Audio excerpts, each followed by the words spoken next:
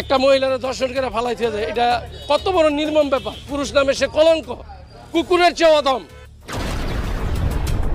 ঘড়ির কাঁটায় তখন রাত 2:19। চারপাশ নিস্তব্ধ, ফাঁকা রাস্তা। ঠিক তখনই একটি রিকশা এসে থামল। তড়িঘড়ি করে একজন নারীকে নামিয়ে দিয়ে রিকশাটি দ্রুত চলে গেল। আশপাশের সিসিটিভি ক্যামেরায় ধরা পড়া একেবারেই সাধারণ দৃশ্য এটি, কিন্তু এরপর যা ঘটল তা এক কথায় বিভীষিকাময়। কয়েক মিনিট না যেতেই 3 থেকে 4 জন যুবক ওই নারীর কাছে আসে। চারদিকে এক নজর দেখে ওই নারীকে জোর করে ধরে নিয়ে যায় একটি বাড়ির নিচে। এরপর গভীর রাতের অন্ধকারে শুরু হয় পাশবিক নির্যাতন।